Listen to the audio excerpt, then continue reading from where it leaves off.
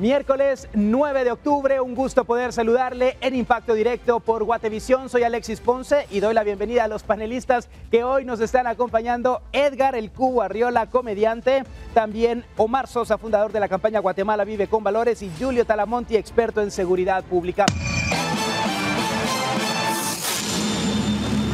Un video que circula en redes sociales pone en evidencia a varios deportistas que se van a los golpes en los graderíos de un campo de softball. Las imágenes dejan mucho que desear, pues se alejan del espíritu deportivo, mientras que la asociación que regula este deporte en Guatemala aseguró que buscará sanciones ejemplares para todos los involucrados.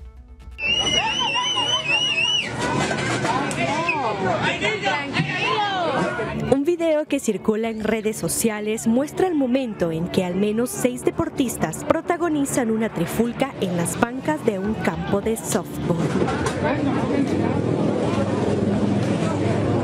Patadas, puñetazos y empujones se mantienen al mismo tiempo que una mujer toma a un niño pequeño en brazos para alejarse de la violenta escena. 2 hombres con camisas rojas se acercan para intentar calmar los ánimos, pero quienes están golpeándose se dispersan y la pelea continúa.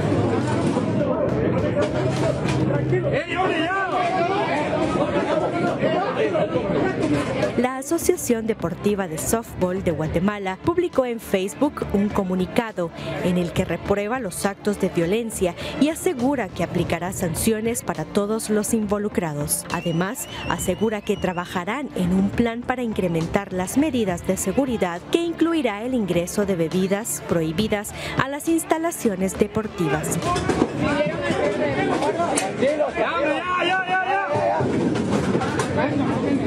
Para Impacto Directo, Ginny Sogben. Y muchas veces este tipo de acciones son las que terminan alejando a los aficionados. Como vimos, las mujeres tuvieron que correr con sus hijos rápidamente para poder evitar que fueran alcanzados por la furia de las personas que se fueron a los puños en estos graderíos. Cubo. Sí, esto, yo no sería que los suspendan, es de una vez que los quiten, que pongan un precedente. Vetados ya. Vetados de una vez, que pongan algo ejemplar. Y algo que es bien claro es también el consumo de bebidas. Hablaba Armando aquí que no se puede evitar el consumo de bebidas en los graderíos. Yo considero que sí se podría evitar, porque no, a la larga no vas a eso, pero como lamentablemente los que patrocinan el deporte son los que ponen el trago ahí. Pero Cubo, en otros países sí se permite el consumo de bebidas. ¿Por qué se tiene que prohibir aquí? Si el problema no es el alcohol, el problema es la gente. Alexis. Por lo mismo. Sí, dale. El beber alcohol no es delito, ¿sí? Decreto 90-97. El consumo, exceso en este producto es dañino para su salud. Es el código de salud, ¿sí? El beber no es delito. El beber conduciendo es responsable de conductores. El beber agrediendo a otro es una riña entre otras personas. O sea, todo es una falta, un delito. Entonces es lamentable que la gente no pueda manipular su mente y decir, voy a beber una cerveza, voy a ver un partido de softball y voy a estar bien. Pero como se altera el ego, entonces es la actuación, porque el derecho penal no persigue a la persona como tal, sino persigue el hecho. Como dijo que el presidente, ¿va? Que se persigue a la persona, no el delito. No. Y saben quién es, ¿verdad? Entonces, es eso. Entonces, es la acción del ser humano. Entonces, si yo sé que no puedo beber, no voy a beber. Pero es que ahí vamos, es que no Pero no es que, mira, no podemos prohibir, porque aparte de eso es parte de lo que es lo poco nacional. Pero que se puede vender. De hecho, en los escenarios deportivos está prohibida la venta y el consumo. Los escenarios, los escenarios, pero no en los palcos para arriba. Entonces, ahí estamos en los palcos. En los escenarios es en todo. No, el escenario es donde estás participando del fútbol. No, digo el recinto. Ok, entonces el escenario, recordemos, el escenario es donde está la gente practicando el deporte. Yo soy espectador. Entonces no confundamos la pera con la limonada. El deporte se hace en el campo, ¿sí? Entonces, los culpables ahí realmente son los partícipes del partido de softball. Entonces, a quien deben sancionar y quitar, como dijo Cubo, es a las personas que están participando activamente en ese deporte, no al espectador, porque ahí no sabemos si hay un espectador. Entonces, no culpabilicemos al 100% porque no es dirimir responsabilidades, no, ni tampoco decirle, siga consumiendo, tampoco. Claro, no se debe satanizar, pero el consumo, la venta de bebidas alcohólicas está prohibida en los escenarios, en todos los lugares donde se está practicando algún tipo de deporte. No se puede en las gradas, obviamente no se puede, pero esto ha ocurrido y acá debemos analizar, Julio, también la situación, porque ¿qué ocurrió para que se metieran los deportistas a esta pelea? Seguramente algún aficionado hizo algo que generó que ellos también llegaran ahí. Sí, Alexis, te quiero comentar algo. He estado varias veces y de hecho ya me toca nuevamente ir ahí a estos escenarios deportivos. Me gusta mucho ir a ver el softball aquí en Guatemala, en estos campos, particularmente en Vistahermosa, ¿no? Ahora, ¿qué es lo que pasa? Lo que pasa aquí es que hay un verdadero descontrol. ¿Y a qué me refiero con descontrol? Desde el año pasado tenía que haber cambiado ya primero la asociación de softball, que por problemas X, que ahorita no viene al caso a analizar, no lo han hecho. ¿A qué me refiero con el descontrol? No es tanto si se consume o no se consume el alcohol, aunque hay leyes, por supuesto que hay leyes, pero aquí vamos a lo siguiente. En todo escenario deportivo, fíjense ustedes cómo va a haber una cantidad de gente, sobre todo ahorita que ya vienen las etapas finales, vienen playoff, vienen finales, deberían de haber agentes de seguridad. Pero cuando uno entra allí, es tierra de nadie. Solo está el señor del parqueo que te cobra los 10 quetzales para estacionar el vehículo y después allá adentro no hay nadie que controle nada. El único deporte que le ponen ojo es al fútbol. Al fútbol, pero en los demás hay consumo. Y Alexis, te cuento qué es lo que pasa allí. O sea, no quiero ser doble moral y decir, ay, está bien o está mal, pero es lo que pasa. La gente manda a traer y llegan de pedidos ya y de todos esos motoristas a dejar literalmente los fardos de cerveza. Y es más, y aquí voy a otra cosa, ahí hay un par de tiendas, ahí adentro venden cerveza. Y dice que las bebidas hidratantes son diferentes también. Sí. Es que eso no es el delito. El delito es la gente que está participando en el estadio, en el equipo, lo que dijo Julio. Claro, pero si hay una prohibición explícita. Pero si el video es claro. Es claro, no la son gente. No son la gente espectadora que está haciendo son los deportistas, lamentablemente. Son los deportistas. Entonces, no hay control. Que el dopaje active, la CDG active y diga, bueno, si usted toma, fuma, haga lo que haga, usted no puede participar, porque el que va a ver va a expectar. Si no tenemos policías si fuese en la calle, exactamente el que va a ver, ahí se problema. Pero claro, en ese caso, ¿y saben quién es principalmente el público? Y tiene mucha razón, Armando, son los familiares, ahí hay esposas, hay niños, y ellos son los que van a recibir los golpes. No, hombre. Ese ejemplo que veíamos ahí de cómo la señora sale con su hijo en brazos, Omar. Mira, aquí lo lamentable es que aparte de la violencia institucional, laboral, sexual que se vive en el país, ese grupo de disque profesionales fomenten este tipo de actos, porque recordemos que ellos son también imagen de otras personas. Yo les quiero decir algo, mira, cuando mi hoy doctora, Andrea, tenía 10 años, yo la llevaba a los estadios. Tuve un par de malas experiencias y desde ese momento yo dije, jamás piso un estadio. Imaginémonos, solamente en México, en una jornada, un estadio de 45,000 a 55,000 personas reúne lo que los 10 o 12 equipos de la Liga Nacional hacen acá. Entonces, ¿por qué después se retira el aficionado de las gradas? No hay seguridad, no hay profesionalismo y muchas virtudes más que se tienen que ver en un escenario deportivo. No hay seguridad. El espectáculo sobre todo, pero este es un jalón de orejas obviamente, porque recordemos que muchos niños llegan a este Diamante en Vistahermosa para poder observar el softball. Es uno de los deportes más seguidos en nuestro país, principalmente en la zona metropolitana, pero el ejemplo que se ha dado es muy malo. Vamos a la pausa, ya regresamos.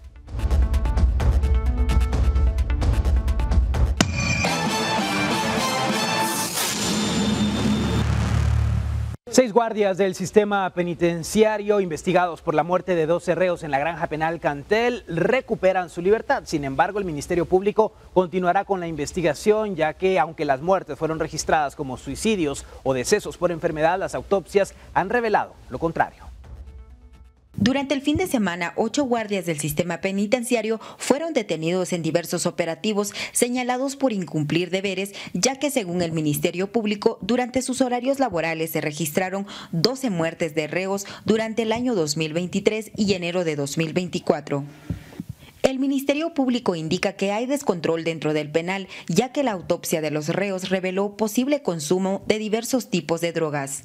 Además, la muerte de estos 12 reos, según el ente investigador, eran registrados como decesos por enfermedad común o suicidio. Sin embargo, la autopsia realizada por el Instituto de Ciencias Forenses INACIF reveló que la mayoría tenía golpes y familiares de las víctimas habían denunciado un cobro ilegal dentro de la cárcel conocido como talacha. Esposa del fallecido, en donde se le exigió la cantidad de 30.000 quetzales a cambio de no matarlo, dándole solamente 24 horas, lo que hace referencia en este caso, honorable juzgador, a que hay una situación básicamente que no está en determinado momento cumpliéndose, que es el control del centro penitenciario, y que en este caso, honorable juzgador, esto genera el fallecimiento prácticamente de algunas personas en el interior, básicamente porque se están omitiendo funciones para las cuales han sido contratados precisamente los jefes de seguridad interna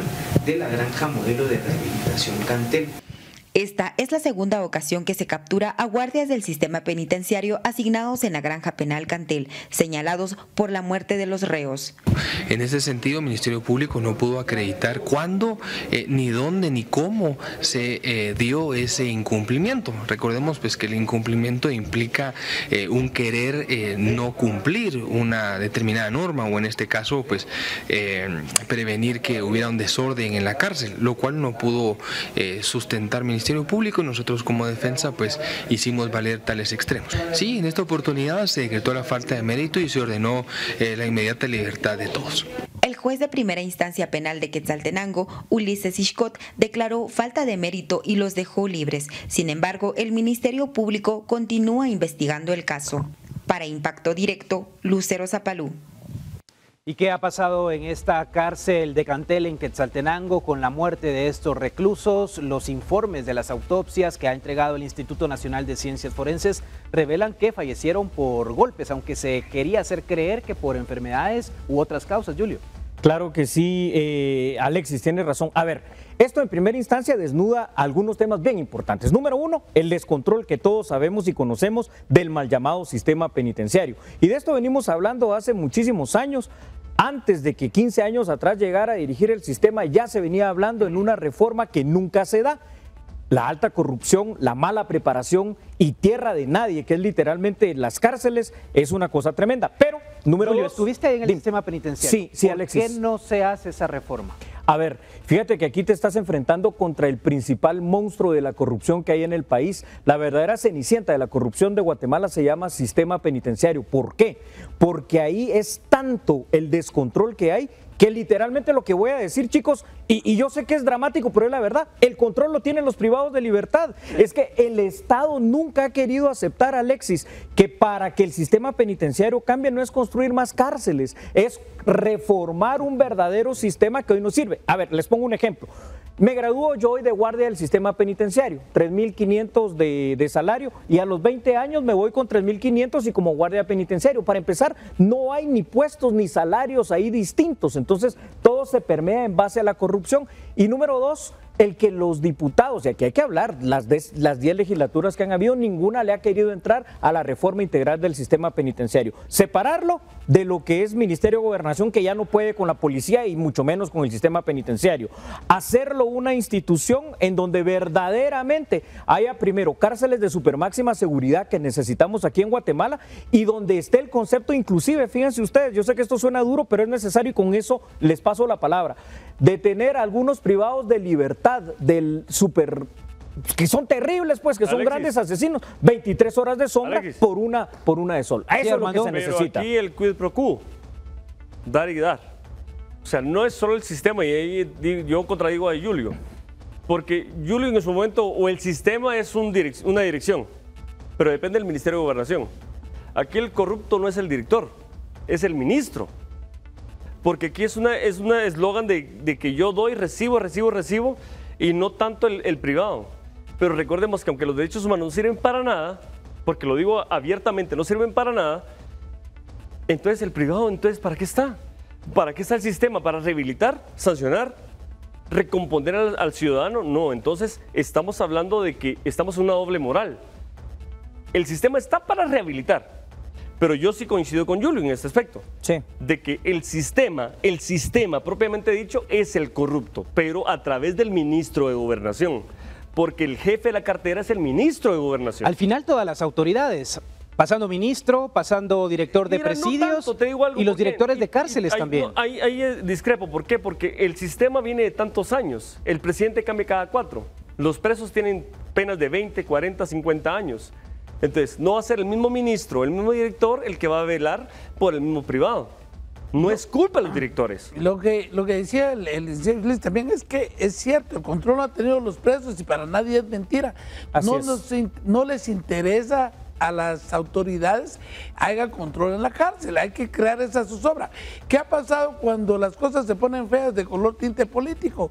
Un amotinamiento, comienza la violencia afuera, cómo nos tranquilizan con una requisita, pero los problemas de la cárcel siempre son los mismos. Lo que sí Ahora que la talacha, perdón, pero la talacha no es que la pague el privado porque quiera pagarla. No, la talacha Porque, la perdonen pagan señores, pero yo soy abogado familiares. y les voy a decir algo. La persona viene y prefiere pagar la talacha al jefe del sector que pagar honorarios profesionales. Porque mira, van a pegar, van a hacer eso, van a... No, Claro, entonces, porque está la en riesgo su talacha va a ir- integridad. es ¿Saben qué? temor. Vamos a ir a la pausa. Ya le pedí a producción que nos dé unos minutos más. Regresamos a seguir platicando de este tema porque obviamente hay muchas versiones al respecto de lo que ha sucedido allá en Cantel. Ya volvemos.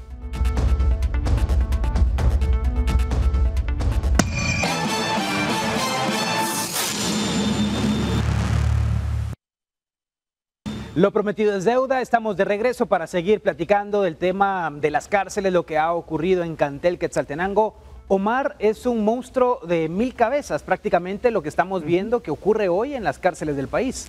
Totalmente, mira, hay una teoría que se le conoce como la teoría de las ventanas rotas. Claro. Hicieron 2 experimentos, dejaron un auto en diferentes lugares y comprobaron para concluir de que definitivamente a nadie le interesa reparar una ventana rota. Hoy el país tiene muchas ventanas rotas, no solamente cárceles, no solamente carreteras, no solamente hospitales, pero a nadie le interesa porque no hay una voluntad política que quiera generar cambios reales en el país, Alexis. Eso es lo triste y mientras eso pasa, el guatemalteco que paga los impuestos, el guatemalteco que mantiene a todos estos señores servidores públicos, porque a la larga son empleados nuestros, pues seguimos pagando las consecuencias. Julio, sobre la Sí, Alexis. talacha, Sí. hay muchas versiones e informaciones de lo que sucede es con ese algo pago real. que tienen que hacer los Es algo familiares o los propios reclusos. Sí, a ver, Armando mencionaba algo y es muy cierto. Fíjate, Alexis, cómo funciona el sistema de talacha. O sea, es que es una cosa tan perversa que literalmente lo que decía aquí fuera del aire es una realidad. Es un sistema de subasta. A ver, cayó X tipo, va, Julio Talamonte, y ese cuate que es esto. Va, entonces yo soy líder del sector 1, a ver, te doy 5,000, no, yo te doy 10,000, yo pago 15,000 que se venga conmigo. ¿Por qué? Porque lo que va a pasar ahí es que te van a emplazar 48, 72 horas, que traigan 20,000 quetzales tus familiares, y lo que va a pasar si no pagas verdaderamente es una atrocidad, porque eso lamentablemente se ha visto. A ver, ¿Pero para ese las dinero personas- es solo para los reclusos o se reparte también entre autoridades? la corrupción ahí es total y es pareja. Y ahí quiero coincidir con Armando en una cuestión. Este es un sistema corrupto donde los corruptos básicamente se extienden a todo y no podemos excluir a nadie. Por supuesto que los principales responsables son las altas autoridades porque lo saben. No pueden decir que no lo saben y no hacen nada. Mira, Alexis, cuando a mí me quitaron del sistema penitenciario, estábamos tal vez como a 1 o 2 semanas de inaugurar un sistema de esos que hay en los aeropuertos para el preventivo de hombres de la zona 18, para que no podemos confiar en la gente, entonces que sean las máquinas que te digan si llevas drogas, si llevas armas, si llevas algo. Escáner. Exacto. ¿Por qué eso ya no funcionó? ¿Qué se hizo ese dinero? ¿Por qué no están funcionando Y se los instalaron, bloqueadores de pues no señal? funcionaron. Los Yo fui a bloqueadores de verlos señal y- celular. Porque también es Porque fácil no le conviene a la desconectarlos. gente. Claro. Sí, y lo que dice él tiene razón. Se les muere el Yo, negocio. Se todavía muere el negocio. estudiante, yo iba al sistema, a los centros carcelarios y ya estaban instalados. Ya sí, por el estaban. cuarto. Los escáneres y nunca funcionaron. hasta el día de hoy yo los vi instalados. O sea, ya funcionando. ¿Sí? Pero si los bloqueadores de señal tampoco funcionan. Es que mira, pues Y Alexis, sí funcionaban. no tapemos el sol con un dedo. Sí funcionaban. Las extorsiones vienen de adentro porque adentro tienen mejor señal que nosotros aquí afuera. Si vos te quejas porque, ¿verdad? No te escucho, es porque aquí no hay señal, pero allá adentro sí hay buena señal. Y hay Porque otra pagan cosa. para eso porque son sectores privados. Cada sector cada sector ya tiene instalado teléfonos monederos. Entonces, eso también tenemos que controlarlo como Estado, como sistema, como Ministerio de Gobernación. Vaya, que derecho a la comunicación, derechos humanos otra vez, como decía Armando. Bueno, entonces vengamos. Pero esas llamadas no se graban. No se graban. Ahí, si solo las grabáramos, podríamos tener a otros privados de libertad con otros casos día por día. Pero es un sistema altamente corrompido, hombre. Miren, yo solamente quiero comentarles algo. Sí, yo sé que el país tiene demasiados problemas, ¿sí? Pero yo si algo le pido al guatemalteco es de todo corazón que no pierda la capacidad de asombro. La semana pasada yo andaba por Petén. Me bajo en el kilómetro 465, aldea Santa Ana, desciendo de mi vehículo, veo un cielo plagado de estrellas y yo dije, Dios mío, gracias por la oportunidad de tener vida. Yo sé que hay muchos problemas, yo sé que no podemos controlar todos los factores al mismo tiempo, pero sí podemos controlar los factores que a nosotros nos competen. Y si algo les pido es que jamás pierdan, por favor, esa capacidad de asombro, porque el día que la perdamos, todo nuestro potencial, todo lo que verdaderamente somos como seres humanos, el potencial definitivamente se viene abajo. Hay muchas cosas por las cuales definitivamente debemos sentirnos orgullosos del país en el que hemos nacido y vivimos y por supuesto también de todas esas pequeñas maravillas que nos sorprende diariamente el universo. Vamos a la pausa, quédese con nosotros, ya volvemos. Es que no quisiera.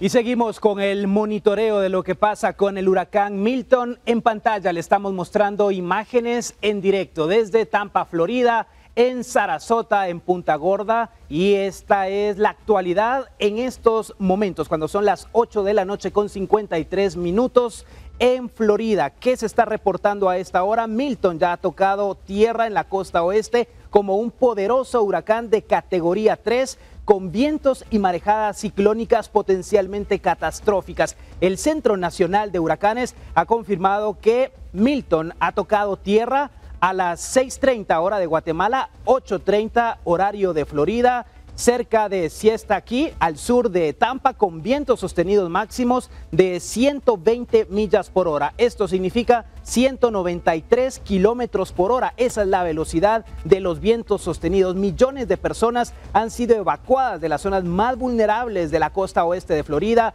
entre la bahía de Tampa, también en Fort Myers Beach. Esta es la actualidad de lo que estamos observando, pero además tenemos las siguientes imágenes de cómo se ha observado la tormenta eléctrica y todo lo que ha generado el paso de Milton, que hace unos momentos ha tocado tierra. Estas son las imágenes aéreas que han sido captadas. ¿Qué se puede mencionar en estos momentos de lo que está ocurriendo, por ejemplo, en Miami, el aeropuerto internacional de esta ciudad que es visitada por decenas de turistas, y también el aeropuerto internacional de Fort Lauderdale reportaban decenas de cancelaciones y retrasos debido al mal tiempo vigente en el sur de la Florida? También se ha mencionado en el boletín del Centro Nacional de Huracanes que este ciclón va a generar en estos momentos, moviéndose en una dirección este-noroeste, y va a tener un impacto bastante fuerte, tomando en consideración que ya ha tocado tierra. Realmente es impactante lo que estamos observando a esta hora, Armando. Mira, Alexis, yo no soy meteorólogo, pero sí tenemos memoria histórica.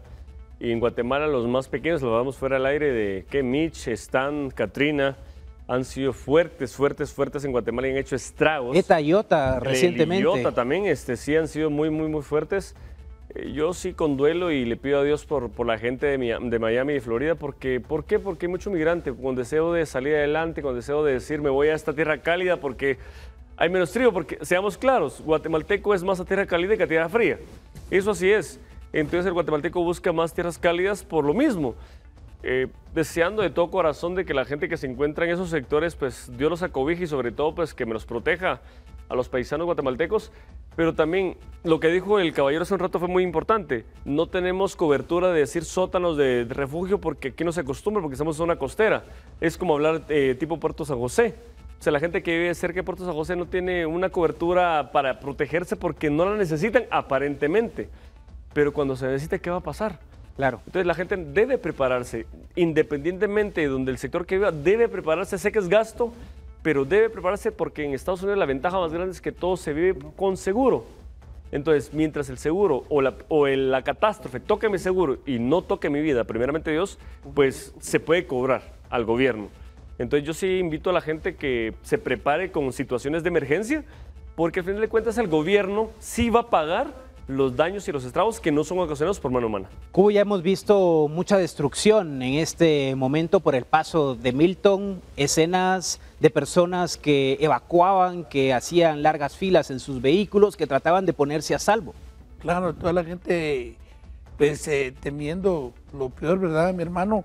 Aquí sería un llamado para la gente que tiene familiares allá, que de alguna manera apoyándolos de aquí traten de mantener la calma, traten de, diría yo, pues no buscar la comunicación directa para no poner en riesgo a la gente de allá, buscar un número o alguna situación para que se comuniquen, pero no buscarlos ustedes, porque a veces uno estando allá tal vez les va a dar la armonía de uno decir, bueno, estoy legal, voy a tratar de salir para informarle a la familia que estoy bien y va a poner más en riesgo a su familia, apoyarlos de alguna manera aquí. Sí, estamos hablando de los vientos que son bastante fuertes, 193 kilómetros por hora, y lo más preocupante es que de noche es cuando ha tocado tierra. Esto significa que todo lo que va a dejar a su paso se va a observar con las primeras horas del jueves. Es correcto, Alexis. Aquí podemos ver algo bien claramente todos en el estudio, ustedes allá en casa. Ni el país ni la potencia más fuerte del mundo puede contra la fuerza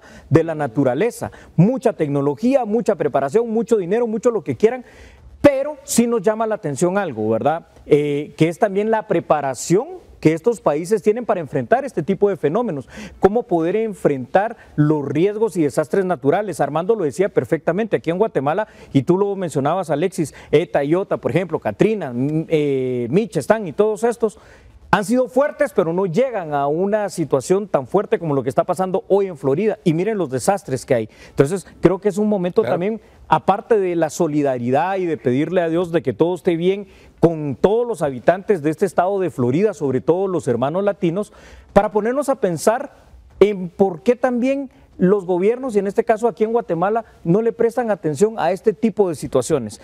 Por último, quiero destacar dos cosas. Ron DeSantis, un gran gobernador en la Florida, dice que los floridianos no se preocupen, que va a haber una respuesta robusta para reconstruir ese estado. Y algo que me llamaba la atención, el jefe del Servicio Meteorológico de Estados Unidos dijo, solo puedo decir, tengo miedo por lo que va a pasar. Y no es para menos, el miedo se ha apoderado de todos, pero a las personas veíamos que han hecho caso también, Omar, de evacuar. Quienes pueden, son millones de personas las que se han ido. Sí, claro, mira, las personas tienen que aprender a ser prudentes, ¿verdad? Y la prudencia, pues, es la capacidad para discernir.